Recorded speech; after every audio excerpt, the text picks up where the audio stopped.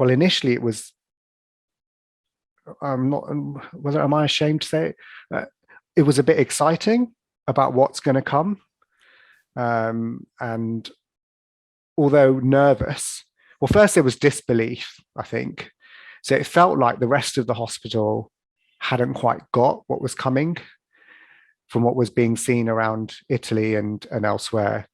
Whereas we were all saying, well, this is coming. What are we doing? And from our sort of emergency intensive care background and our major incident planning, we were already starting to think about this. And we'd started to have sort of tactical meetings to say, if this does happen, what will we do? And starting to make workflows and things. So until it sort of started to hit, it was exciting. It was like, oh, this is quite, a challenge, and, how are we going to do this? And, this is going to be thrown at us. We're going to be able to be at the forefront of what we're trained to do. This is what I've trained to do my whole life. So any sort of major incident, really, we sort of jump to, adrenaline starts to kick in, and so there was that sort of element. And then when the first few patients started to come in, the realization was, oh, okay. But I think as an intensive care consultant body and also managerial body, we had realized, and I think we'd had some good plans in place of what we would do. And I think that was helping the rest of the hospital really start to think, well, how are we going to manage this? What's going to happen? And so I think we were probably 2 steps ahead of some of the other areas in the hospital, which was helpful. And we basically decided, we were asked by NHS England to, consider that we might have 500 ventilated patients on our site. So we had a plan of how we would work across the floor as the patients built up from one end, start condensing the normal ITU, and then moving it over to the old. So we have an old building, which has got some big areas with appropriate infrastructure that you can put, oxygen cylinders and things, and oxygen pipes and stuff in, and dialysis pipes to do filtration. But there's quite a lot to think about, really, and we had to bring in the medical engineers. Are we going to have enough oxygen on particular areas if we do move people around? We plan to use the whole of the theatre floor if needed. So we would have had 100 patients on one side, another 100 on the other side, and potentially 50 in the old building. But fortunately, we never got to that stage. I think the most we had on our QE site was about 110 patients ventilated at the worst of the first peak. But then our smaller hospital, so the Heartlands site, which is our sister hospital, only has an 11-bedded level 3 or ITU, but the demographics of where they cover was where the patients were all coming from. Yeah. So we had started to already move patients from there to decompress Heartlands very early on. So not only were we getting the flow of patients from our ED and wards, we were then getting patients from Heartlands, because they were already at 250% capacity within the first sort of week and a half, which was obviously logistically difficult. But I think the way we thought about it was very much like a major incident. So we had a very command structure, sort of, we had a silver command, a bronze command, twice daily meetings in the morning and the afternoon.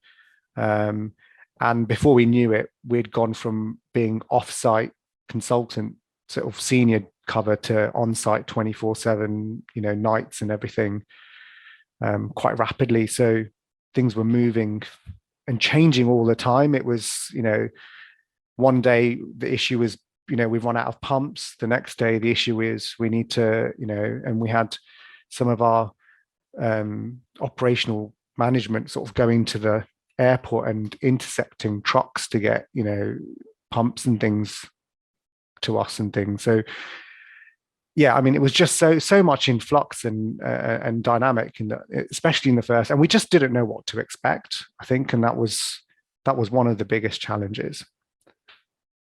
Yeah, I mean, I remember it. I remember it well. You really described that stretched capacity that people were functioning within, and it was stretched to the point of breaking. We had to send people out to B&Q to get goggles at the beginning of it, because although my organization was actually generally really good at getting stuff for us, there were things that we couldn't get at the beginning, and it was genuinely really scary. Something occurred to me as you were talking there, and it's about that energy you're talking about that people had going into it. And I remember that as well. I remember sort of the excitement, the not quite being sure what we're looking at. Are we going to be able to cope with that?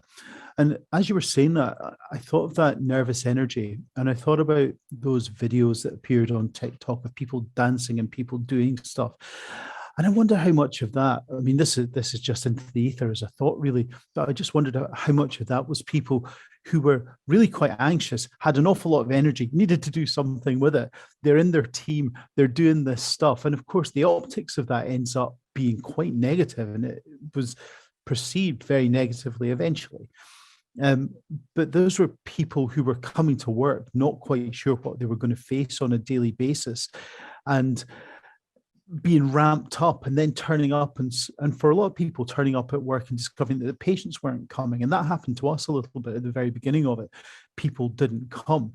And so we had staff who were up to there and then nothing much to do with it for a little while. And then obviously it gained momentum. It's just an observation, really. For you yourself, how did you describe the excitement at the beginning of it and that kind of waning off? Can you tell us a wee bit more about that and how it felt from a really personal perspective? I think what people don't recognize in the first wave maybe was how quickly we went from zero to everything. It was literally within 2 weeks of having the first patient in, we were at 90 patients ventilated. And actually I remember it was an Easter weekend, no, it was a weekend in April, I think the second weekend or the first weekend, where you went from a Friday to a Monday and we had admitted something like 12, 13 patients a day or a shift, and that's how quickly it was happening. So it's only when actually you then had maybe an off 12-hour shift and came back and walked onto the unit, for the first time. And it's when you take a moment of breath, which we didn't have much time to do. And when you did that and you looked around and you just thought, oh, is this really happening? I just can't believe this. And it was starting to, it's actually, when everyone was okay, I think I was okay. It's when I started to see some of the other staff break down, in particular the nursing staff, who were really stretched. I mean, we felt stretched, but they were really stretched. And when they felt they couldn't give the care that they would normally like to give, and ultimately when they were breaking down, you knew you couldn't break down because you had to keep strong and steady, and they were looking at you as the and our structure for each, when we ended up with 4 different units, was each unit had a sector commander, and then the lower sort of other sort of consultants or registrar levels in terms of the medical workforce, and we worked in pods to look after patients with someone overseeing. They would look at you, and so even if I wasn't physically putting my hands on patients a lot of the time, you were walking across the floor and making sure everyone was okay. And when you were having a bad moment, you had to sort of suck it up a little bit, and say, well, if I break down, then how's that going to look for everyone else? And I saved that till I got home, and had a couple of glasses of wine, and debriefed. And so the sort of impact I think it had horizontally as well, to our sort of loved ones at home, not just being worried about us coming to work, having non-medical, family, but also then having to hear the stories, because who else are you going to talk to about it? And I mean, we were quite good in terms of debriefing as a consultant body initially, because we were normally, when you work on a shift base, weeks on, days on, you don't see all your colleagues all the time. But here we were all here pretty much all the time, which helped because that meant that we were seeing each other more and being able to just, have a moment of sort of, and I think we picked each other up at that level to make sure that people who were looking at us weren't going to see us breaking down overall. Yeah, thank you. I think you described that really well, and I recognize a lot of that in my world as well. Adrian. Yeah, well, I just wanted to kind of reflect on it, but I'm just going to let it hang for a bit. I mean, it's interesting, that idea that, and I completely recognize it, having the feeling that you need to kind of put up a strong front, or not sort of lose it in front of your nurses or junior colleagues. But on the other hand, we often hear this message that sharing vulnerability is from the leaders is a good thing, because it helps people kind of it validates their own experience. But then I don't know if that's appropriate when you're in a crisis like you were describing there. Actually, if you're on literally the front line, actually you probably do need some steadfastship in that, in what you've described. And I guess that's how you intuitively must have felt that, which is why you did what you did. But then that does leave you vulnerable, because you then, as you say, go home, and there are various coping mechanisms available, some of which are not very healthy.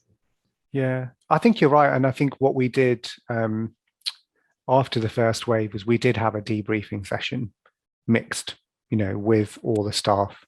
So nursing, junior workforce, individually, so separate, and then all together. And I think that's where we did share our vulnerabilities. When we find ourselves in these unusual situations, particularly when there's high pressure or there's a lot of stress on the system, there's often some innovation or something that's found that's new, or something that was already there that's suddenly been noticed to work very well. And I mean, in amidst all that trauma and the sheer kind of relentless size of the problem, were there things that you noticed either in ICU or healthcare in general, in the way the teams worked, that were good and worth sort of hanging on to and using again in the future? So my biggest observation was that actually, when everyone is on the same side and has the same objective with no ulterior motive, it's amazing what we can achieve. And that was just seen testament was what we did. And if we could hold on to even some of that in the work that we do, it became about the patients, that cohort of patients that was going to come in. How is the best way we're going to be able to look after them? And that was the core, objective. It wasn't about, well, how am I going to look after my, my patient who's got a neuro problem, or how am I going to look after my patient got this problem? And I know that's difficult in normal situations and circumstances, because everyone's looking after their patients, rightly so. But actually, when you've got a focus and a singular objective with no ulterior motive, there is so much that can be done quite quickly. And that was the other thing, the speed at which things, normally in our environment, it takes so long to get anything changed or pushed through, and the fact that you can actually do these things quite quickly and actually can do them quite safely as well. And are there better processes so that we can speed up ideas, innovations, changes that don't take 3 years and 4 panels, and people making. Yeah, so that's, I guess, another observation. One of the other positives that came out of it for us, being such a large overall unit, was that there are about 40 odd plus consultants on intensive care. Some do purely cardiac, and I've been a consultant for nearly 5 years, and I didn't know some of them, or I knew of them as a trainee, but they didn't know who I was. And we've actually now, as a consultant and nursing body, and actually allied healthcare body, we all know each other better, which I think has made, for me anyway, my working environment now. I feel like it's like anything. When you know everyone, when you know them by name, you come to work, it feels like a family, and it doesn't feel like we're just sat in our silos, even within intensive care. I don't think we can kind of have you on this podcast conference without talking about the origins of learning from excellence. So I've probably talked about LFE well over 100 times at various different conferences, workshops, and other forums. And I've always told the story about how I was a patient, it was over 10 years ago now, and I presented to A&E with respiratory distress and chest pain, and turned out to have pneumonia. And it was actually around the time of a previous pandemic, which was much, much milder, the H1N1 virus. And I got admitted onto respiratory ward, and you were the registrar, one of the registrars on the team. And I was sort of, I always talk about this excellence, as I described it, was competence on the one hand and compassion on the other.